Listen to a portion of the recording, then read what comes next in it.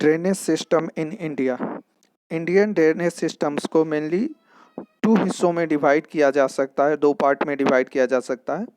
एक Himalayan reverse के द्वारा जो इंडिया को ड्रेनेज सिस्टम्स प्रोवाइड कराया जाता है, और दूसरा पेनिसुलर रिवर्स के द्वारा जो ड्रेनेज सिस्टम्स प्रोवाइड कराया जाता है। यही दोनों सिस्टम्स जो है यानी हिमालयन रिवर्स और पेनिसुलर रिवर्स ही इंडिया में ड्रेनेज सिस्टम्स के लिए इम्पोर्टेंट रोल प्ले करती है।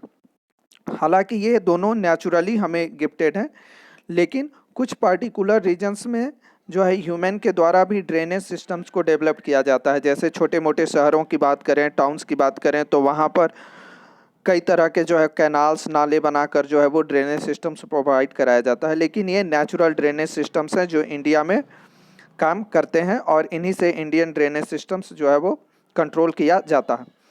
हिमालयन और पेनिसुलर रिवर्स की बात की जाए तो हिमालयन और पेनिसुलर रिवर्स में काफ़ी ज़्यादा डिफरेंसेस भी देखने को मिलता है।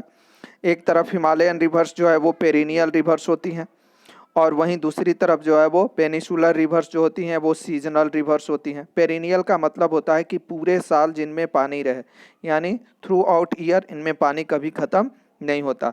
जबकि सीजनल रिवर्स जो होती हैं, कुछ समय के बाद इनका जो है वो वाटर या तो एकदम शॉर्ट हो जाता है, कम हो जाता है, या समाप्त हो जाता है। जैसे कि हम यहीं पे एग्जांपल ले सकते हैं, बगल में हमारे पुनपुन रिवर है।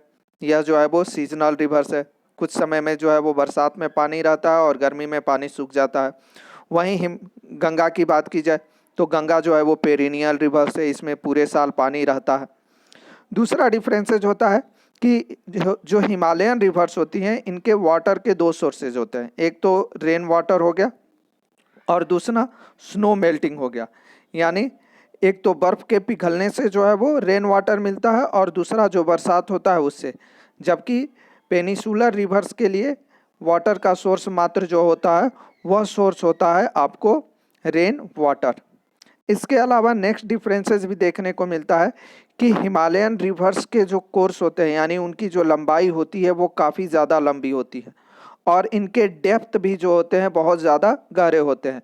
जबकि वहीं पेनिसुलर रिवर्स की बात की जाए तो पेनिसुलर रिवर्स के कोर्स जो होते हैं छोटे होते हैं, और ये डेप्थ के जगह थोड़ी सी छिछली होती हैं, यानी इनमें ज़्यादा गहराई देखने को मिलती नहीं है।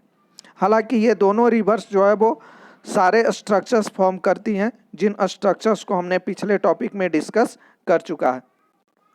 हाँ, कुछ यह भी देखने को मिलता है कि कुछ रिवर्स इन स्ट्रक्चर्स को फॉर्म नहीं करती हैं, उनके बारे में जो है वो बाद में डिस्कस किया जाएगा।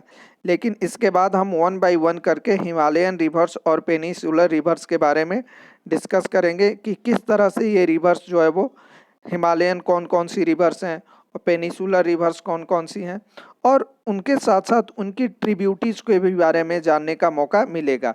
ट्रिब्यूटीज़ कहने का मतलब कि जो एक छोटी छोटी धाराएं मिलकर एक बड़ी सी धारा का निर्माण करती हैं, और उसको फिर हम रिवर्स के नाम से जानते हैं। तो इन रिवर्स से मिलने वाली जो छोटी छोटी धाराएं होती हैं उन्हें सामान्यतः स्ट्रीम्स बोला जाता है, लेकिन रिवर्स के टर्म्स में या जब हम जियोग्राफी पढ़ते हैं उस टर्म्स में इन्हें जो है वो हम लोग ट्रिब्यूटीज भी कह सकते हैं। जैसे कि एग्जाम्पल्स के तौर पर अगर हम बात करें तो गंगा रिवर्स जो है वो 2 ट्रिब्यूटीज से मिलकर, हालांकि इसकी ट्रिब्यूटीज हैं लेकिन 2 मेन स्ट्रीम्स हैं गंगा रिवर्स के फॉर्म होने के।